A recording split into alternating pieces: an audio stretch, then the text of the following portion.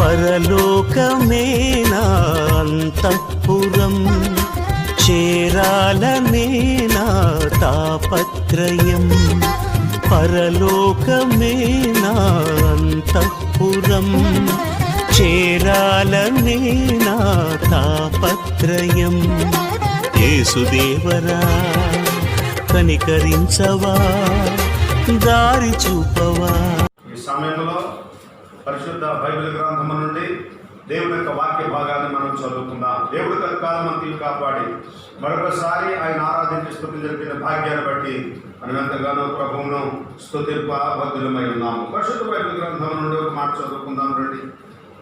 ద్వితీయోపదేశకాండము 11వ అధ్యాయము 11, 12 వచనాలు మనము చదువుకుని ధ్యానం చేసుకుందాం. ద్వితీయోపదేశకాండము మీరు నది దాటి 11, 12 వచనాలు. మీరు నది దాటి స్వాధీనపరచుకొనుటకు వెలుచున్న దేశము, కొండలు లోయల గల దేశము, అది ఆకాశ వర్ష జలము త్రాగును.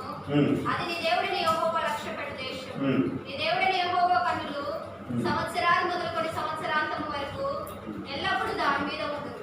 నీ దేవుడిని యెహోవా కన్నులు సంవత్సరాలు మొదలుకొని సంవత్సరాంతం వరకు ఎల్లప్పుడూ దాని మీద ఉంటుంది. కళ్ళు మూసుకొని ప్రార్థన చేసుకుందాం. సృష్టికర్తమైన దేవా, సజీవుడైన ప్రభువా, మీకు స్తోత్రములు స్తోత్రములు స్తోత్రములు స్తోత్రములు స్తుతులు చెల్లించున్నాము తండ్రి. ఇదిగో రక్షక, మీ దృష్టి మాపై నుంచి ఇంతవరకు కాపాడినందుకే నీకు స్తోత్రాలు తండ్రి.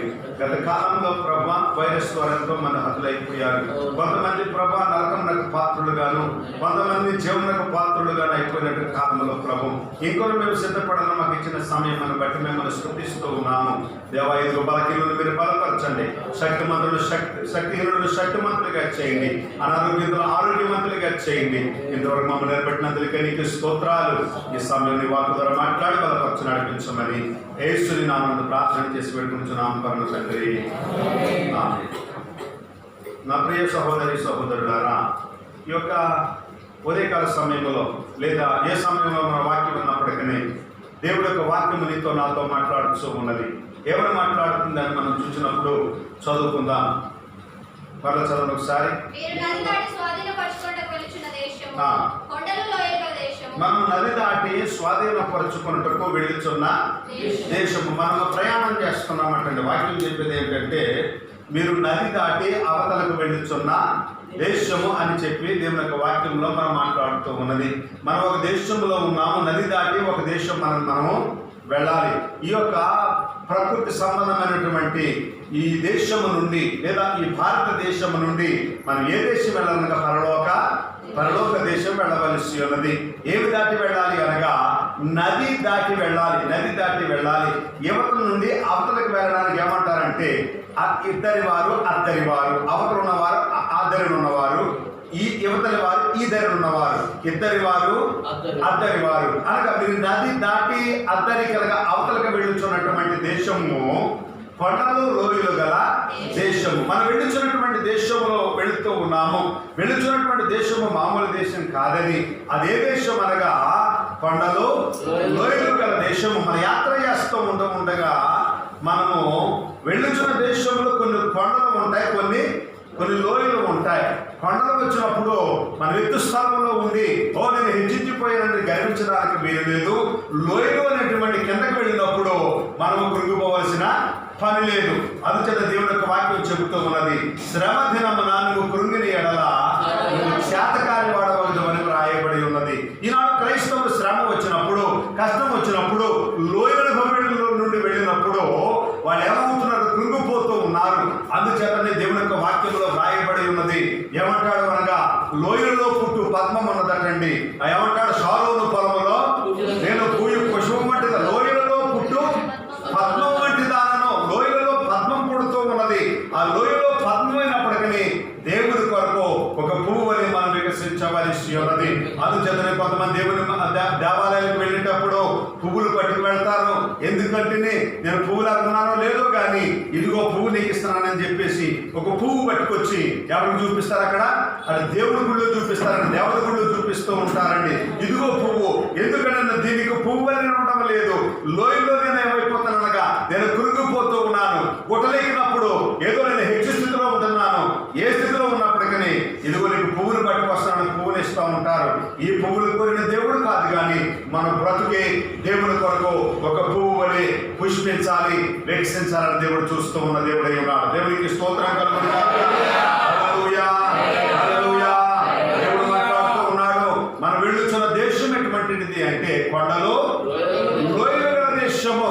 ఆ లోయలో కురుకుపోవలసిన పని లేదు, కొండలో మనము ఎగిరిపోవలసిన పని లేదు. మనం ఏ స్థితిలో ఉన్నప్పటికీ దేవుడి రాజ్యము కొరకు యాత్ర కొనసాగించే వారమై ఉన్నామని దేవుడి యొక్క వాక్యం మనకు బోధిస్తూ ఉన్నది. కనుక 2వ వచనం తర్వాత వచనం చెప్తారు. 12వ వచనం చదవండి. ఆకాశ వర్ష జలము త్రాగును, స్వచ్ఛమైనటువంటి జలము త్రాగాలి. అదే అదే అది అనగా అర్థం ఏంటి? దేశం అనగా, దేశం అంటే మట్టి కాదు, దేశం అంటే మనుషులు అంటాడు. దేశం అంటే ఈ మట్టి మీద దేవుడు కళ్ళు దృష్టి ఉంచడం కాదండి, కాదు. దేవుడు దేని మీద ఉంచుతాడట? ఆ మనుషుల మీద దేవుడు దృష్టి ఉంచుతాడు. ఆ దేశంలో ఉన్నటువంటిది వాళ్ళు ఏం త్రాగుతారు అంటే ఆకాశ వర్ష జలము. ఈ పనికి మరి నీటి తాగి టైఫాయిడ్ జ్వరాలు, మలేరియా జ్వరాలు, రకరకాల వైరస్లు వచ్చినటువంటి కాలంలో మనం బ్రతుకుతున్నాము. కానీ స్వచ్ఛమైన నీళ్లు ఉన్నాయట. అది ఏ నీళ్ళు? అవి ఆకాశ వర్ష జలము. ఈనాడు స్వచ్ఛమైన నీళ్లు త్రాగడం లేదు, కల్తీ నీళ్లు త్రాగుతున్నది దేవుని సంఘము. కలిపి చెరిపే బోధ, కలిపి చెరిపే బోధ. పర్వాలేదనే బోధ. బైబిల్లో పర్వాలేదని ఎక్కడ ఉంది? బైబిల్లో పర్వాలేదని ఎక్కడా లేదు.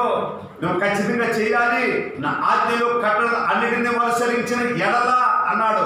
దేవుని దృష్టి మన పైన ఉంటూ ఉన్నది. అందుచేత పర్వాలేదనొద్దు ఎన్నటికని దేవుని ఆజ్ఞలు తూచ మనం తప్పగా పాటించవలసినదని వాక్యాన్ని బట్టి మీ సెలవించు ఉన్నాను. కనుక దేవుని యొక్క వాక్యం మనకు బోధించేది ఏమిటి అంటే ఆకాశ వర్ష జలమును త్రాగును. స్వచ్ఛమైన నీళ్ళు త్రాగాలి. అది ఏ విధంగా ఉన్నప్పటికీ వర్షం ఎలా ఉంటాయట? వర్షం ఎట్లా ఉంటాయి? మంచి చక్కగా ఉంటాయి, మంచి టేస్ట్ ఉంటుంది కదా. ఏముంటుందని సప్సాపుగా ఉంటాయి. ఎలా ఉంటాయి? కొంతమంది అంటారు ఏ నీళ్ళు సప్పని తాగంటారని, కొంతమంది సప్సప్పుడు నీళ్ళట. నీ సప్సప్పుడు పోదలా ఉందేమో. పత్తిని చేస్తే నీ బ్రతుకు చక్కగా ఉంటుంది, పత్తిని చేయదు నీ బ్రతుకు చక్కగా ఉండదు. ఈనాడు పత్తిని చేయట్లేదు క్రైస్తవులు పత్తిని చేయాలి. ఏ పచ్చమో అనగా దేవుడు ఆజ్ఞలు కట్టడలు అనుసరించనివి ఆయన చేయమనేవి చేయాలి, వద్దనేవి మానేయాలి. దేవునికి స్తోత్రం కలుగును గాక. హల్లెలూయా, హల్లెలూయా. అది పచ్చం. డాక్టర్ గారు చెప్తారు, బాబు నువ్వు నీసు తినొద్దు, టైఫాయిడ్ జ్వరం ఉంది, ఏం తినొద్దు, నీసు తినొద్దు అంటారు. వీడు కోడిగుడ్లు ఆమ్లెట్లు వేసేసుకొని మంచి జాయింట్లు మళ్ళీ లాక్కొని ఏం పర్వాలేదు డిన్నర్కి వెళ్ళాను, దానికి దీనికి వెళ్ళానంటే టైఫాయిడ్ పెరిగిపోతే డబుల్ టైఫాయిడ్ అయిపోతుంది. జాగ్రత్త. ఆయన కట్టడలను అనుసరించినటువంటి సంఘము, దేవుడి బిడ్డ, దేవుడి కళ్ళు దృష్టి యాత్ర చేయించిన వారి కళ్ళు దృష్టి దేవుడి దృష్టి వాడిపైన ఉండాలి అంటే వాడు ఏం నీళ్ళు త్రాగాలంటే ఆకాశము వర్షము నీళ్ళు త్రాగును. దేవుడిని యెహోవా లక్ష్య పెట్టే దేశంలో ఉండాలి. ఆ దేశం మీద మనసు ఉండాలి. ఆ దేశంలో యాత్ర కొనసాగించాలి. నీ దేవుడిని యెహోవా లక్ష్యం పెట్టేది ఒకటే ఉన్నది, ఆ దేశమే పరలోక దేశం. దేవునికి స్తోత్రం కలుగును గాక. పరలోక దేశం, పరలోకము నా దేశం. ఆ దేశం గెలుపులు ఎలా ఉంటారు? స్వచ్ఛమైన నీళ్ళు తాగుతారు. ఈ కల్తీ బోధ, కల్తీ మాటలు, అబద్ధమైన మాటలు, అసహ్యమైన మాటలు ఇవన్నీ ఉండేవాళ్ళు పరలోక దేశం వెళ్ళేవాళ్ళు కాదు. నా దేశం అంటే యోగ్యత ఎక్కడ ఉందండి? వాళ్ళకి యోగ్యత ఎక్కడ ఉంది? ఒకరు అన్నారు నాతోటి, వాళ్ళకి ఏం అర్హత ఉంది అంటున్నారండి. ఏ అర్హత ఉంది? ఏ అర్హత ఉంది? నువ్వేం చేసామనికి అర్హత ఉన్నది, బైబిల్ చదవాలనికి అర్హత ఉండాలి, ప్రార్థన చేయడానికి అర్హత ఉండాలి. అర్హత ఏమిటి అనగా ఆయన దేవుడు నేను మానవుడిని చెప్పి తగ్గించుకొని లోయలలోనైనా కొండలలోనైనా దేవుని పాత్రలో కనిపెట్టుడే దేవుని సన్నిధికి అర్హత అయి ఉన్నది. దేవునికి స్తోత్రం కలుగును గాక. హల్లెలూయా. దేవుని దృష్టి మన పైన ఉంటుంది అంటాడు. చదవండి. కన్నులు సంవత్సరాది మొదలుకొని సంవత్సరాంతం వరకు ఎల్లప్పుడూ దాని మీద, ఆ బిడ్డ మీద, ఆ దేశం మీద, ఆ దేశ జనుల మీద, ఆ పట్టణం మీద, ఆ సంఘం మీద, ఆ కుటుంబం మీద, కుటుంబంలో ఉన్న ప్రజల మీద, కుటుంబంలో ఉన్న పిల్లల మీద, భార్య మీద, భర్త మీద ఆయన కన్నులు దాని మీద ఉంటాయన్నాడు. దేవునికి స్తోత్రం కలుగును గాక. సరే, దేవుడి కన్నులు ఉంటాయండి. దేవుడి కన్నులు ఎప్పుడు ఉంటాయి? కొండలైనా లోయలైనా నువ్వు దేవుడి కొరకు మాత్రమే జీవించాలి.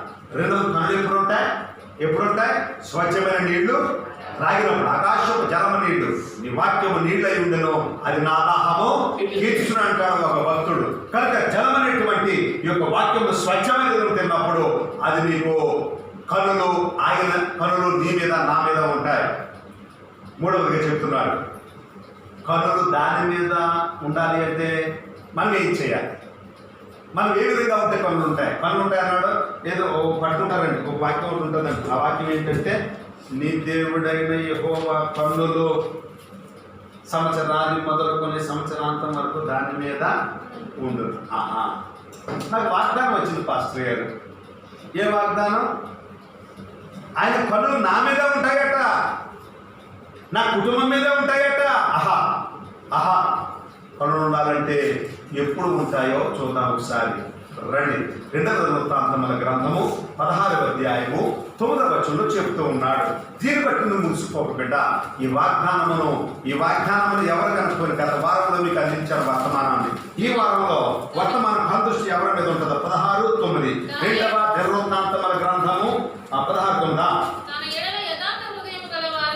తన ఎడల యథార్థ హృదయము గలవారిని బలపరచుటకై యెహోవా కనుదృష్టి లోకమందంతటా ఎవరిని? యథార్థవంతుల మీదనే. కళ్ళు ఎవరి మీద ఉంటాయి? యథార్థ హృదయము గలవారిని. బ్రదర్ ఎట్లా బాగున్నా? సిస్టర్ బాగున్నా? ప్రైవేట్ చెప్పేస్తాం. మళ్ళీ పక్కకి వెళ్ళిన తర్వాత అంట, ఎవరిని అడిగారా? నన్ను నాకు టైఫాయిడ్ జ్వరం వచ్చింది ఎవరిని అడిగారా? నాకు కరోనా వచ్చింది ఎవరైనా అడిగారా? బాబు నాకేమొచ్చింది? కరోనా వచ్చింది ఎవరైనా అడిగారా? పోయిన వారం రాలేదు, ఎందుకు రాదని అడిగారా? ప్రైజ్ లాటో. ఇది యథార్థ హృదయమా? యథార్థం నీ మీద ఉండదు. దేవుని దృష్టి నీ మీద ఉండనే ఉండదు. ఆ యథార్థత ఎక్కడకుండా మాట్లాడలేదు. చాటుకి వెళ్ళిన తర్వాత, గొడవకి వెళ్ళిపోయిన తర్వాత, ఇంటికి వెళ్ళిపోయిన తర్వాత నువ్వు కొనుక్కుని సడుకునట్టు వలన ఇశ్రాయేలీయులు అరణ్యములో రాలిపోయినట్టు రాయబడి ఉన్నది. అది యథార్థ హృదయం కాదు. దేవుని దృష్టి వారిపైన ఉండదు. ఎవరిపైన ఉంటుందన్నాడు? యథార్థ హృదయాలను లోకమంతటా. నువ్వు ఏమనుకుంటావంటే పాస్టర్ గారు ముందే అనుకుంటావు, లేదా వాక్యం విన్నప్పుడే అనుకుంటావు, లేదా వాళ్ళు ఉన్నప్పుడే అనుకుంటావు. లేదట లోకమందంతటా. అది ఏ జిల్లా అయినా, ఏ రాష్ట్రమైనా, ఏ దేశమైనా, లోకమందంతటా దేవుని దృష్టి సంచారం చేయించిన దేవుడై ఉన్నాడు. హల్లెలూయా, హల్లెలూయా. ఎవరు బలపరుస్తారు దేవుడు? యథార్థ హృదయము గలవారిని మాత్రమే బలపరుస్తాడు. ఎవరు ఎడలా? మనుషులు యథార్థంగా ఉంటారు. కొంతమంది మనుషుల ముందు యథార్థంగా ఉంటారు. షో నటన, ఏదో భక్తున్నట్టు. అయ్యా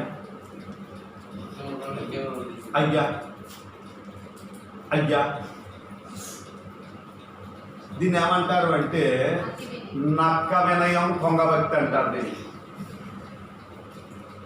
ఈ భక్తి పని చేయదు.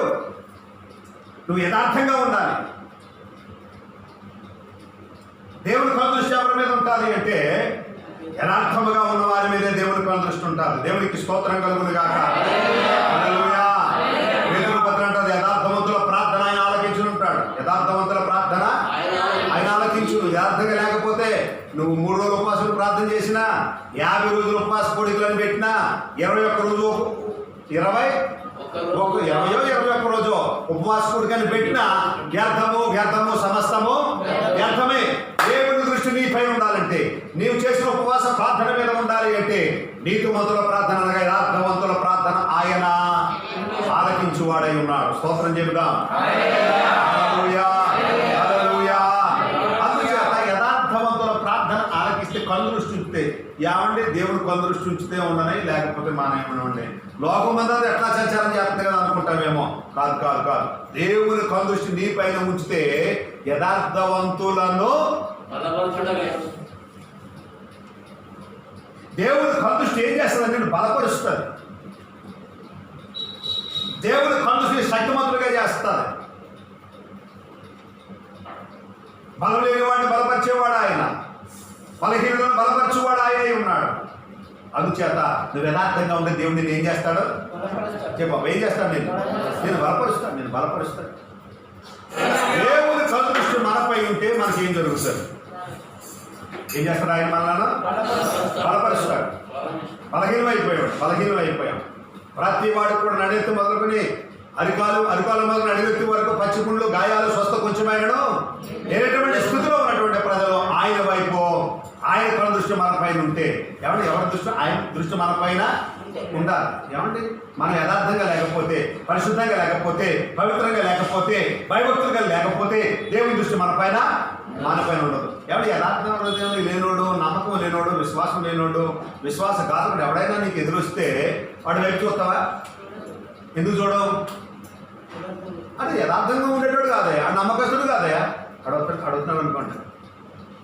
మన కనుదృష్టి వాళ్ళ పైన అబ్బే ఇలా చూడడానికి కూడా భయపడతాం. ఎందుకు? వాడు యథార్థవంతుడు కాదు, వాడు మంచివాడు కాదు, వాడు నమ్మకస్తుడు కాదు, వాళ్ళలో నీతి లేదు. చూద్దాం వాడిని ఇలా కొత్తలు తప్పించుకుంటాం. ఒకసారి సూపర్ బ్రదర్ కనబడ్డాడు. వాళ్ళు కనబడి అడుగుతున్నాడు, పాస్టర్ వస్తున్నాడా అన్నాడు ఆయన. ఒక ఆయన వస్తున్నాడా అని అడిగాడు. ఆయన అడిగితే నేనున్నాను, బాబు వస్తున్నాడంటే ఇటుడు బండి తిప్పేశాడు. ఎందుకు? ఒకరు ఎందుకు చూసుకోలేకపోతున్నారు? వారు ఎవరిలో ఒకరు యథార్థత లేదు. అలాగనే దేవుడు యథార్థవంతుడు, ఆయన పరిశుద్ధుడు. ఆ పరిశుద్ధుడు చూపు మనపైన ఉండాలి అంటే మనం కూడా యథార్థంగా ఉండాలి.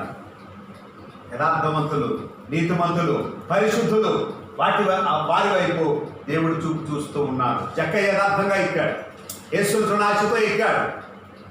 తన మనస్సు దేవునికి తెలుసు, జక్కయ్య మనస్సు. అందుచేతనే యేసయ్య చూపు ఎవరి మీద వెళ్ళింది? జక్కయ్య మీదకి వెళ్ళింది. జక్కయ్య త్వరగా దిగిరండి, గుణం నాకు తెలిసయ్యా, నువ్వు మార్పు చెందవయ్య. అందుకే ధనవంతుడమైన చెట్టెక్కేశావు, ధనవంతుడమైన చెట్టెక్కావు. దేవుని బిడ్డ, నాడు ధనవంతులు కానీ రేకులు ఎక్కమంటే ఎక్కుతారా? బాబు రేకులు ఎక్కుతుంది, షాప్ చేయను. ఆయన ఏంటి? నేనా? ఆ పైకి ఎక్కడమా? అది చీపురు పెట్టి తొడ్డమా?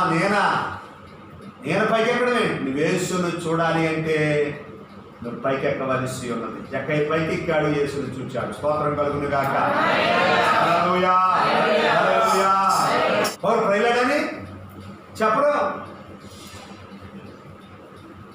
నేను ముందు లక్ష్యం పడ్డాను, నువ్వు ముందు లక్ష్యం పడ్డావు. అయ్యి బాబాయ్ ఏమి గర్వం? నేను ముందా నువ్వు ముందా? నేను పెద్ద నువ్వు పెద్ద. నువ్వు వచ్చి ఐదు వారం ఎన్నట? ఐదు వారాలు అవ్వలేదటండి. కనుక ఈయనే ఆయన ప్రైలాడు చెప్పాలట. జాగ్రత్త సుమా, దేవుని కనుదృష్టి నీ పైన ఉండాలి అంటే నీవు యథార్థవంతుడువు గాను, నీతిమంతుడు గాను, పరిశుద్ధుడువు గాను, నిన్ను నువ్వు తగ్గించుకుని వాడు గానుంటే దేవుని దృష్టి, దేన మనస్సు గల వారి మీద దేవుని దృష్టి ఉన్నది. దేవునికి స్తోత్రం కలుగును గాక. దేవుని దృష్టి ఉంచితే ఆయన ఏం చేస్తాడు? తన ప్రజలను బలపరుస్తాడు. రెండవదిగా దేవుడు ఏం చేస్తాడన్న విషయం 133వ కీర్తన 18వ శరణం చదువుకుందాం. 33వ కీర్తన 18వ శరణం.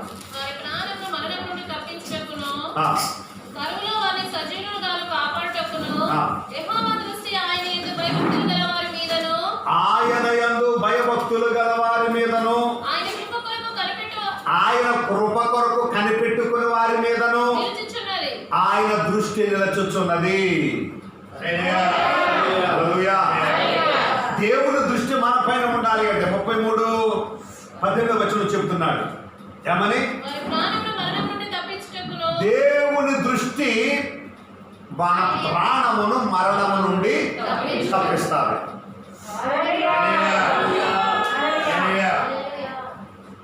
ఎప్పుడో పాట పాడేసి తీసుకోవాలి. దానియేలు అది కాలు మీద చేయి మీద పడదు, కానీ తలక మీద పడితే ఆయన దృష్టి మరణము నుండి తప్పించుటకును. వారి ప్రాణమును మరణము నుండి.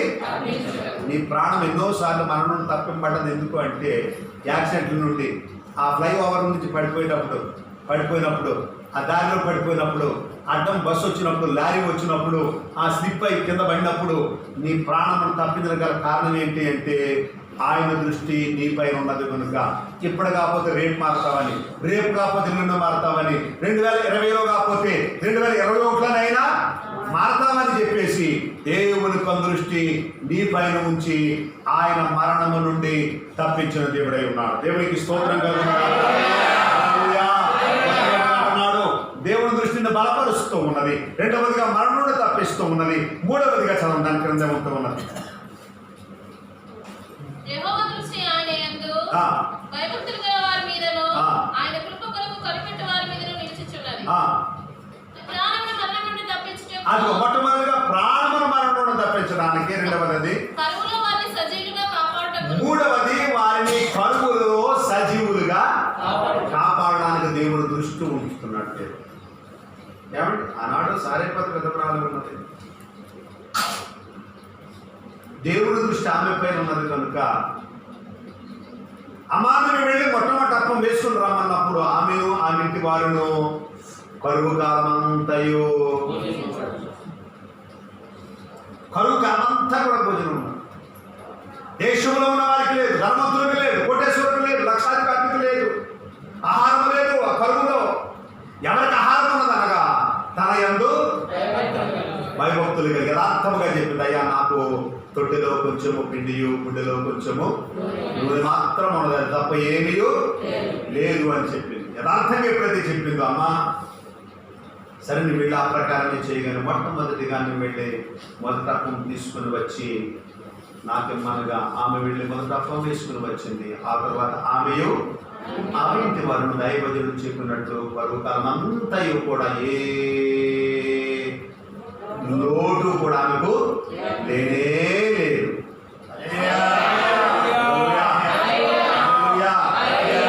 లోటు కలడం గల కారణం ఏమిటి? నీకు ప్రథమ ప్రభుత్వం తీసుకొస్తావా? నీకు మొట్టమొదటి ప్రభుత్వంలో పెడతావా? నీకు ప్రథమ పిడికలు ప్రభుత్వంలో ఇస్తావా? నువ్వు పాస్టర్ గారు కాదు బిడ్డ, నీవు నీ కుటుంబం ఆశీర్వదింపబడ్డానికి. దేవునికి స్తోత్రం కలుగునుగా. దేవుని సేవకుడికి దేవుడు అన్నీ ఇచ్చాడు. పేదలు తింటారు, వెదరాలు తింటారు, దిక్కులేని తింటారు. వాళ్ళు అవసరమైతే వాళ్ళు పట్టుకెళ్తారు. వాళ్ళు పోషించడానికి దేవుడు సేవకుడు వాళ్ళకి ఇస్తూనే ఉన్నాడు. కానీ నీవు మాత్రం కరువులో ఉండడానికి గల కారణం ఏంటి? చాలా మంది అంటారు అప్పట్లెక్క ఉన్నాడా పాస్టర్ గారు? అప్పట్లెక్క ఎందుకు ఉంటాడు ఆయన? అప్పట్లెక్క ఉండడం గల కారణం ఏమిటి అంటే ఇప్పుడు రొట్టెయు మాంసమును కరువు కాలం అంతా తింటున్నాడు. రొట్టెయు మాంసము అందరికీ కరువు ఉంది, దైవజనుడికి కరువు లేదు. గల కారణం ఆయన త్యాగ జీవితం, ఆయన సమర్పణ జీవితం. సమస్తమైన విడిచి ఆయన వచ్చాడు కనుక దేవుడు ఏ లోపు లేకుండా చేసే దేవుడై ఉన్నాడు. దేవుడికి స్తోత్రం కలుగునుగా. నీవు చేసే కరువు కాలంలో వారిని పోషిస్తానంటున్నాడు దేవుడు. కడు దృష్టి ఏం చేస్తుందట? మరణం నుండి కాపాడుటకును, కరువు నుండి వారిని తప్పించుటకును, సజీవులుగా కాపాడుటకును ఆయన యందు కను దృష్టి భయభక్తులు గల వారి మీదను కనిపెడుతున్నావా? కృప కొరకు లాస్ట్ వచ్చేస్తుంది. ఏం కనిపెడతాం పాస్టర్ గారు? ఎంతకాలం కనిపెట్టమంటారు? 8 నిమిషాలు కనిపెట్టమంటారు? వాడు 38 సంవత్సరాలు పెట్టిస్తా కోనేరు దగ్గర కనిపెట్టి ఉండగా ఉండగా యేసయ్య కను దృష్టి వాని మీద పడ్డది. 5 యోహాను 5:6 యోహాను సువార్త 5:6 కనిపెట్టి ఉండగా దేవుని చూపు వారి పైన పడుతూ ఉన్నది.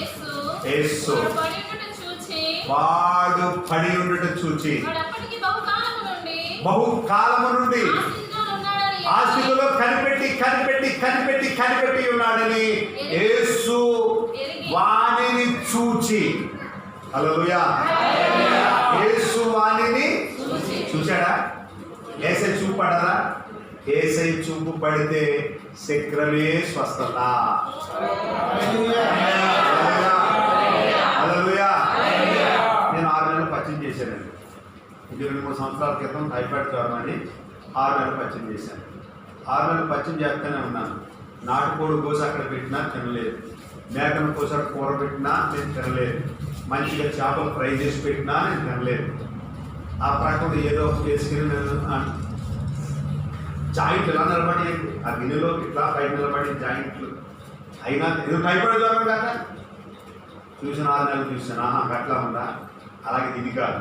దేవుని కనుదృష్టి ఉంచితే వ్యతిష్ట గొర్రె దగ్గర ఉన్నాడు బాగుపడ్డాడని విన్నాను. వెంటనే దగ్గర లేచాను. అప్పటి వరకు కోటాలో ప్రార్థన ఉపాసనాలు ఎక్కడికి వెళ్ళలేదండి. టైఫాయిడ్ జ్వరం కదా. బ్యాగ్ సర్దుకున్నాను, 3 రోజులు బట్టలు పెట్టుకున్నాను, 3 రోజులు ఉపవాస కూటాలు బయలుదేరి వెళ్ళిపోయాను. వాళ్ళు ఏం పెట్టి అన్ని తిన్నాను. టైఫాయిడ్ జ్వరం ఎగిరిపోయి. స్తోత్రం కలుగుగా. యథార్థవంతులను బలపరచుటకు దేవుడు పని చేస్తే దేవుడిని బలపరుస్తాడు, దేవుడి పట్ల కార్యం చేస్తాడు. అందుచేత రాయబడి ఉన్నది. ఎప్పుడు కళ్ళు దృష్టి కరువు కాలంలో వాళ్ళ కళ్ళు దృష్టి ఉన్నది, మరణ కాలంలో దేవుడి కళ్ళు దృష్టి ఉన్నది, బలహీన సమయంలో దేవుడి కళ్ళు దృష్టి ఉన్నది. దేవుడి కళ్ళు ఎటువంటి అన్న విషయాలు మనం చదువుకుందాం. రండి చదువుకుందాం. హబక్కూకు గ్రంథము 1వ అధ్యాయము 13వ వచనం చదువుదాం. హబక్కూకు 1వ అధ్యాయము 13వ వచనం. దేవుడి కళ్ళు ఎటువంటి నీ కళ్ళు దృష్టి దుష్టత్వము చూడలేనంత నిష్కళంకమైనవి కాదా? దేవుడు కళ్ళు ఎటువంటి అట దుష్టత్వము చూడలేనంత నిష్కళంకమైన కళ్ళు ఆయన.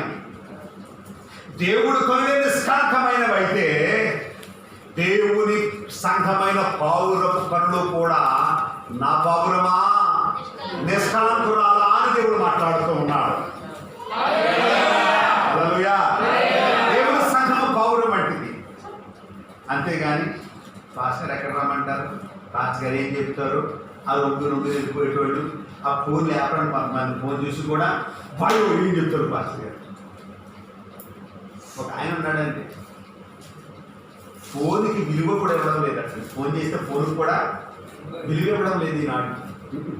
అది మరి చేశాడు. నువ్వు చూసినప్పుడు మరి ఎందుకు మిస్డ్ కాల్లో ఉందో దేవుడి కాల్లో ఉందో మరి ఎందుకు చేశాడని నీకు అనుదృష్టి పడినప్పుడు విలువేవా? దేవుడు కలిగినటువంటి వాళ్ళగా దుష్టత్వము చూడలేనంత నిష్కళంకమైన కన్నులు కాదా? అట్టి కన్నులు కూడా సంఘమైనది. సంఘము కన్నులు కూడా ఎటువంటి అనగా పౌరపు కన్నులై ఉన్నవి. దేవునికి స్తోత్రం కలుగును గాక. హల్లెలూయా. పరిశుద్ధ అలంకారం ధరించుకొని ఈ శరీర అలంకారానికి అవసరం లేదని చెప్పి నిష్కళంకమైన సంఘము. దేవునికి స్తోత్రం కలుగును గాక. హల్లెలూయా. నిష్కళంకమైన సంఘమైనది అనగా ఆయన దుష్టత్వము చూడలేనంత నిష్కళంకమైన కళ్ళు కలిగిన వాడు ప్రభువైన యేసుక్రీస్తు వారు. దేవునికి స్తోత్రం కలుగును గాక. హల్లెలూయా. హల్లెలూయా. ఇర్మియా గ్రంథము 24వ అధ్యాయము 6వ వచనంలో మనం చూసినప్పుడు ఇర్మియా గ్రంథము 24వ అధ్యాయము 6వ వచనంలో ఆయన కన్నుల వలన ఏమి జరుగుతూ ఉన్నది అనే విషయాన్ని మనం చదువుకుందాం. రండి 24:6. నీకు మేలు కలుగునట్లు నీవు వారి మీద దేవుని దృష్టి మనపై ఉంటే మనకేం కలుగుతుందట? మేలు కలుగుతుంది. అందుచేత ఆయన దృష్టి కనిపెట్టాలి. యేసయ్య నీ చూపు నాపై ఉంచు. ఎప్పుడు నాపై ఉంచుతాడు? ఇదిగో కొండలతో నా పనులు ఎత్తుచు ఉన్నాను, నా సహాయము ఎక్కడి నుండి వచ్చిన. కొండలతో మన పనులు ఎత్తితే ఆయన పనులు మన పైన ఉంటాయి. అంతేగాని మన పనులు ఇటు అటు చూస్తూ ఉంది. వీళ్ళ మీద, వాళ్ళ మీద, మనుషుల మీద, భర్త మీద, భార్య మీద, నా పిల్లల మీద. సరే ఇక్కడ ఉన్నాడు, ముసలోడైన తర్వాత నాకు కొంచెం పెడతా, నా బిడ్డను ముసలోడైన తర్వాత కొంచెం పెడతా, ఆపత్కాలంలో అనుకుంటాను అని చెప్పి ఏళ్ళ మీద ఆళ్ళ మీద చూస్తే ముసలోడు అయిన తర్వాత తీసుకెళ్ళి అవతల పడేస్తున్నారు. ముసలోడు అయిన తర్వాత తీసుకెళ్ళి అనాథాశ్రమంలో పెట్టేస్తున్నారు. ముసలోడు అయిన తర్వాత రోడ్డు గిరి చేస్తూ ఉన్నారు. అన్నం పెట్టకుండా అన్నం మీకు ఎట్లా తెలుసు అంటారు. ఏమంటే అటువంటి వాళ్ళకు వాళ్ళు నాకు ప్రదర్శించినప్పుడు నాకు తెలవదండి, ఎవరు నాకు తెలవదు. నాకు తెలవకపోతే దేవుని ప్రేరేపిస్తున్నాను, నాకు దేవుని ఆత్మ ప్రేరేపిస్తుంది. వాళ్ళకి పెట్టు ప్రేరేపిస్తుంది. ఆ ట్రైన్లోనే వెళ్ళిపోతున్నాడు సమోసాలు రమ్మని ఆ కొని వాళ్ళ చేతిలో పెట్టాను. పట్టుకెళ్ళి వాళ్ళు తినట్లేదు. ఆ వృద్ధురాలు తినడం లేదు, ఎవరున్నా తెలవదు, తినడం లేదు. తినకపోతే కళ్ళంటే నీళ్ళు వస్తున్నాయి. ఎందుకు వస్తున్నాయి అన్న అయిపోయింది. ఏడ్చిన తర్వాత అడిగాను, ఏమో ఎందుకు తింటాను అడిగాను. నేర్పులని అడిగితే, అయ్యా ఇప్పటికి భోజనం చేసి 2 రోజులు అయింది, నన్ను బయటకు నెట్టేశారు. మావాడు నన్ను బయటకు నెట్టేశారు. 2 రోజులు ఆహారం లేదు. నా ఊరు వెళ్ళిపోతాం ట్రైన్ ఎక్కాను. 2 రోజుల ఆహారం ఆ భగవంతుడిని చేతి పెట్టించాడయ్యా అని చెప్పి ఆమె ఏడుస్తూ సమోసాలు తిన్నది. ఎవరిని బిడ్డ ఉత్తేజంగా ఉన్నట్లయితే కరువు కాలంలో కూడా ఎవరిని ఆహారం పెట్టించగలరు, ఎవరిని సేవకుడిని తెచ్చి పెట్టించగలరు, ఎవరిని బిడ్డలు తెచ్చి పెట్టించగలరు. నీ చేతులకు ఆహారం పెట్టించే దేవుడై ఉన్నాడు. నేను అన్నం పెడితే ఎంతమంది వస్తారని అడుగుతున్నాను. అన్నం పెట్టడానికి, భోజనం పెట్టడానికి.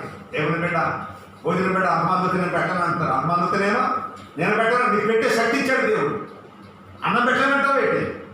అన్నం పెట్టే శక్తి లేదా నీకు? దేవుడు కందుసు నీ పైన ఉంటే కరువు కాలంలో నువ్వు పెడితే ఏ పంట తింటే ఆ పంటను కరువు కాలంలో పోయగలవు. అది సాలిపోతే వెదవరాలు పోసింది. అక్కడ అందరికీ కరువు వచ్చింది తప్ప సాలిపోతే వెదవరాలు కరువు లేనే లేదు. దేవునికి స్తోత్రం కలుగును గాక. అందుకే నీకు మేలు కలుగునట్టు నిర్వ్యాకరణం అంటున్నాడు. ఏమన్నా చదవండి. వారికి మేలు కలుగునట్లు నేను వారి మీద దృష్టి ఉంచుచు. చాలా దృష్టి మేలు కలగడానికి దృష్టి. దేవుని దృష్టి వచ్చిన నీకు ఏం కలుగుతుంది? మేలు కలుగుతుంది. దేవుని దృష్టిలో అంత కీడు కలుగుతుంది. ఏసే చూపు నీ మీద ఉంటే నీకు మేలు కలుగుతుంది.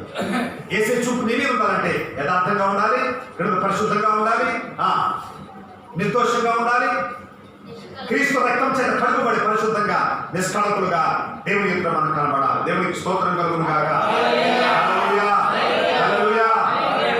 చూపు ఉన్నది బెతెస్దా కోనేరు దగ్గర మరి నడిచాడు.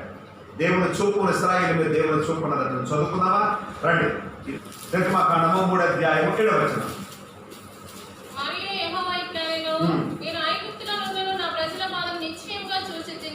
ఐగుప్తులో ఉన్న నా ప్రజల బాధను నిశ్చయముగా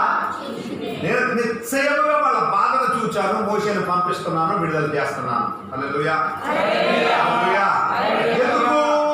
వారు కఠినమైన శ్రమలకు బాధలో వారిని యెహోవాకు మొర్ర పెడితేనే చూశాడని. మొర్ర పెట్టకపోతే చూడలేదు. వారు పెట్టిన మొరను విని దుఃఖపడి ప్రార్థన చేసి కన్నీరు కార్చి, ప్రభు నా స్థితిని, నా గతి కంటే దేవుని చూపు ఇశ్రాయేలు జనాంగంపై ఉన్నది. దేవునికి స్తోత్రం కలుగును గాక. హల్లెలూయా. ప్రార్థన చేస్తున్నావా? నువ్వు మొర పెడుతున్నావా? కళ్ళంతా నన్ను నీళ్ళన్నా వస్తున్నాయా నీకు? ఎలా విడుదల చేస్తాడు? ఎలా కాపాడతాడు? ఇద్దరు డంబంగా ఉంది చెప్తావు, డంబం ప్రార్థన చేస్తావు. ఏ ప్రార్థనలో నీ బ్రతికేది? సంవత్సరానికి ఒకసారి అయినా నీలో ఉన్న సంఘానికి భోజనం పెట్టావా? బీదలకు పెట్టావా? దద్దరికి పెట్టావా? ఆ క్రిస్మస్ అంటారు. ఆ రోజన్నా ఒక 10 మంది 20 మందిని పిలిచి ఆ భోజనం పెట్టి వాళ్ళని పంపించే ముందు శుభవార్తలు చెప్పి ఏమన్నా పంపించావా? దేవుడు ఎలా ఏం చేస్తాడంట? ఏ పంట విత్తితే అదే పంట కోసం ఉన్నదా లేదా? బిడ్డ బత్తాలు లేవా? 25 కిలోలు బస్తా ఉందా? 50 కిలోలు బస్తా ఇంట్లో. దానిలో 10 కిలోలు పెడితే ఏమైపోతుంది? నీకు అరిగిపోతుందా? జాగ్రత్త సోమా. ఏ పంట విత్తితే ఏ కొలత ఆ కొలత నీకు కొనవబడదు. దేవునికి స్తోత్రం కలుగును గాక. అనుకుంటారు అన్నాడు మాస్టర్ గారు పట్టిపోయి ఎందుకు పట్టిపోడు? ఆయన పట్టిపోతాడు. ఎందుకు పట్టిపోతాడంటే ఆయన విత్తున్నాడు కనుక ఆయన పోయడానికి ఆయన యోగ్యుడు, ఆయన పట్టుకెళ్ళడానికి యోగ్యుడు. ఆయన నువ్వు యోగ్యుడు కాదు. కొంతమంది అంటారు నువ్వు ఈ బట్టి నువ్వు తిన్నారుక దేవుడికి పట్టుకొస్తావు, దేవుడికి పట్టుకొస్తావు, ఇక్కడ దేవుడికి దాసు కని పెడతావు, దేవుడి దాసు తినాలంటావు, మళ్ళా పట్టుకోవాలి అంటావు. మూడుకి తినేస్తావా? ఇది ఎక్కడ చేయమండి? బియ్యం ఉంటాయట, పట్టుకొస్తారట, పట్టుకొచ్చిన బియ్యం వండేసుకుని తింటారట. దేవుడు ఇస్తాడా? దేవుడు మెచ్చే పని కాదు అది. సేవకుడు తిని వారి కొరకు ప్రార్థన చేయాలి, వారిని ఆశీర్వదించాలి. దేవుడికి స్తోత్రం కలుగునుగాక. హల్లెలూయా, హల్లెలూయా. ఈ సత్యం క్రైస్తవులు కాదండి, తెలవదు. అప్పుడు దేవుడు కలుసు నీ పైన నీ పిల్లల పైన ఉంటుంది. స్తోత్రం చెప్దాం. హల్లెలూయా. ఏమండి?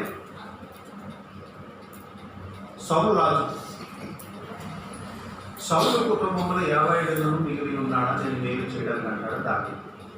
ఎవడున్నాడంటే ఎవరు అందరికీ అర్థమయ్యాలి, అందరికీ అయిపోయారు. కానీ ఒకడున్నాడు వాడు కుంటువాడు, మేపే భవిష్యత్తు వాడు ఒకడున్నాడు కుంటువాడు. తీసుకురండి. నేను సౌలును బట్టి అతనికి మేలు, నిన్ను బట్టి నీ పిల్లలకు మేలు. అబ్రహాముని బట్టి సాకును ఆశీర్వదించిన దేవుడు. యాశోను మాది కాదండి, మా పిల్లలు ఎంతో భక్తి చేశారు. చెట్టు తిండి లేక, వస్త్రాలు లేక దేవుడు సేవ చేశారు. తడిచి ఎండి ఎంతో సేవ చేశారు. వారిని బట్టి దేవుడు వారిని ఆశీర్వదించిన వారి తర్వాత మమ్మల్ని ఆశీర్వదించాడు. ఈ భక్తులు ఉండే వాళ్ళం కాదు, సత్య మార్గంలో ఉండే వాళ్ళం కాదు. దేవుడు కళ్ళు దృష్టి మాత్రం ఉండడం గల కారణం ఏంటి అంటే దేవుని యథార్థతలను బలపరచుటకు. 2 నిష్కళంకులుగా ఉంటే దేవుడి దృష్టి మన పైన ఉండాలి. మన పైన ఉంటే మనకేం జరుగుతుందని విన్నాము అనగా ఇదిగో ఉంటే మనం బలపరుస్తాడని. రెండవదిగా మరణం నుండి తప్పిస్తాడని దృష్టి. 3వదిగా ఆయన కరువు నుండి తప్పిస్తాడని. 4వదిగా 30 సంవత్సరాలు ఉన్నప్పటికీ వాడికి స్వస్థత కలుగు చేసినట్లుగా స్వస్థత కలుగు చేస్తారు దేవుని దృష్టిని. ఎంతవరకు మనం నేర్చుకున్నాం. దేవునికి స్తోత్రం కలుగునుగా. పెడితే మనకు ఉత్తరం ఇచ్చే దేవుడు. ఆయన దృష్టిలో చూపుంటే ఆయన చూపుంటే చూపుంది నిన్ను దేవుడి పైన మన దృష్టి పెడితే దేవుడి దృష్టి మన పైన పెడతాడు. ఎవరిని చూడక బిడ్డ, నువ్వెవ్వరిని చూడక, చిన్నవారినేమి కొద్దివారిని ఎవరిని ఆశ్రయించక, నువ్వు అత్తను ప్రేమించి అత్త మాట విని నువ్వు వచ్చితివి కనుక ఇశ్రాయేలు దేవుడని యెహోవా కను దృష్టి నీ పైన ఉండునుగాక. హల్లెలూయా, హల్లెలూయా అని చెప్పి బోయాజు ఎవరంటున్నాడు? రూతుతో మాట్లాడుతున్నాడు. దేవుడి దృష్టి నీ పైన ఉంటాడు, దేవుడు నిన్ను ఆశీర్వదిస్తాడు, దేవుడి కృప నీపై ఉంటాడు. ఎందుకనగా నువ్వెవరి నుంచి కొద్దివారిని గొప్పవారిని ఆశ్రయించలేదు, కొద్దివారిని గొప్పవారిని నువ్వు చూడలేదు. ఇశ్రాయేలు దేవుని రెక్కల క్రిందకు సురక్షితముగా ఉండటకు నీవు వచ్చేది కనుక ఆయన రెక్కలనే చూచావు, ఆయన నేనే చూపించావు. ఈ మధ్యాహ్నకాల సమయంలో లేకపోతే వాక్యం ఇచ్చున్న నీవు ఎవరికైనా దృష్టించుకున్నావు. దేవుడికైనా దృష్టించితే ఆయన కొన్ని సంవత్సరాలు మొదలుకొని సంవత్సరాంతం వరకు ఉంటాయి. ఎందుకనగా మనం వెళ్ళుచున్న దేశము కొండలు లోయలు గల దేశము. ఆ దేశంలో చేరడానికే యేసయ్య చూపు మనపై కావాలి అంటే యథార్థవంతులను బలపరుస్తాడు. 2 ఆయన యథార్థవంతుల ప్రార్థన వింటాడు. నీతిమంతుల పై ఆయన దృష్టి ఉంచే దేవుడు కనుక ఆ విధముగా నిష్కళంకులుగా ఉందాం, నీతిమంతులుగా ఉందాం. ఆయన చూపు మనపై ఉంచుకుందాం, నిత్యరాజ్యంలో ప్రవేశిద్దాం. అటు కృప నాకు లైక్ చేయమని తల వంచండి, ప్రార్థన చేసుకుందాం. సజీవుడును మృత్యుంజయుడును సమాధిని జయించి తిరిగి లేచిన యేసు ప్రభువా, బెతెస్దా కోనేరు దగ్గర వాడిని చూచిన దేవా, ఇశ్రాయేలును చూచిన దేవా, ఇదిగో ప్రభా నిర్దోషులను యథార్థవంతులను నిష్కళంకులను నీవు దృష్టించే దేవుడు మరింత వరకు విన్నామయ్యా. నీకు స్తోత్రములు తండ్రి. మేము వెళుతున్న దేశం కొండలలో దేశం కొండలెక్కినప్పుడు ప్రభువా మేము గర్వించక, దేవాకు లోయలు పడిపోయినప్పుడు ప్రభా మేము మాత్రం కురిగిపోక నీ వైపే చూచి నీ చూపును పొందుకొని లేవనెత్త నుంచి రాజును వాసులకు సహాయం చేయమని మనం చేయించున్నాము. యేసయ్యా పరకిలు మీరు పంపించండి ప్రభువా, నీ చూపు వారిపై పంపించండి దేవా. ఆరోగ్యవంతులుగా చేయమని మనం చేయించున్నామయ్యా. నీ చూపుని కాదు వారిపై నుంచమని మనం చేయించున్నాము. ఏ విషయాల కొరకు ప్రార్థన చేస్తూ ఉన్నారు, ఏ విషయాల కొరకు నీ వైపు చూస్తూ ఉన్నారు, నీ చూపు వారిపై నుంచి గొప్ప కార్యం చేయమని మనం చేయించున్నాము. వైరస్ విజృంభించిన రోజుల్లో మీ దృష్టి నుంచి మహిమ ఘనత ఈ ప్రభావం మా ద్వారా మీరు పొందుకోవాలని దయాకరణ హస్తం తోడని గ్రహించమని యేసుని నామములో ప్రార్థన చేసి వేడుకొనుచున్నాం పరమ తండ్రి. ఆమేన్. ఆమేన్. దేవుని కృప అందరికీ తోడై ఉండును గాక.